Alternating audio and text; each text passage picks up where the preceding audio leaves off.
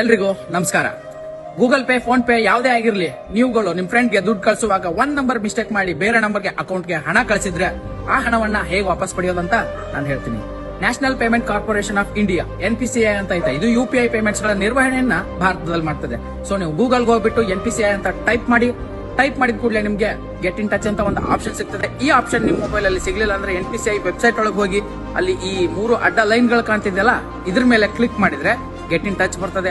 ಅಲ್ಲಿ UPI complaint ನ select ಮಾಡ್ಕೊಳ್ಳಿ. ಸ್ವಲ್ಪ ಮೇಲೆ ಸ್ಕ್ರಾಲ್ ಮಾಡಿದ್ರೆ ಟ್ರಾನ್ಸಾಕ್ಷನ್ ಬರ್ತದೆ. ಟ್ರಾನ್ಸಾಕ್ಷನ್ ಅಲ್ಲಿ person to person, next issues ಅಲ್ಲಿ incorrectly transfer to another account ಅಂತ ಮಾಡಿ, ಕಮೆಂಟ್ ಸೆಕ್ಷನ್ ಅಲ್ಲಿ ಈ ಟ್ರಾನ್ಸಾಕ್ಷನ್ ಏನೇನಾಯ್ತು, ಯಾವ ನಂಬರ್ ಕಳಿಸಬೇಕಾಗಿತ್ತು ಎಲ್ಲವನ್ನ ಫಿಲ್ ಮಾಡಿ.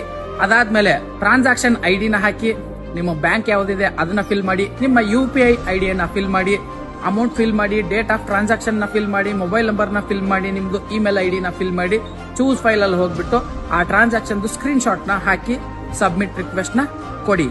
ಹೀಗ್ ಮಾಡೋದ್ರಿಂದ ಹಾರ್ಟ್ ಅಟ್ಯಾಕ್ ಆದಾಗ ಗೋಲ್ಡನ್ ಅವರ್ ಅಲ್ಲಿ ಟ್ರೀಟ್ಮೆಂಟ್ ಕೊಟ್ರೆ ಪೇಷಂಟ್ ಬದುಕೊಳ್ಳೋ ಸಾಧ್ಯತೆ ಹೇಗಿರುತ್ತೋ ಹಾಗೆ ಟ್ರಾನ್ಸಾಕ್ಷನ್ ಆದ ಗೋಲ್ಡನ್ ಅವರ್ ಅಲ್ಲಿ ನೀವೇನಾದ್ರೂ ಈ ಪ್ರೊಸೆಸ್ ನ ಫಾಲೋ ಮಾಡಿದ್ರೆ ನಿಮ್ ಅಮೌಂಟ್ 24 to 48 ಅವರ್ಸ್ ಅಲ್ಲಿ ವಾಪಸ್ ಬರ್ತದೆ.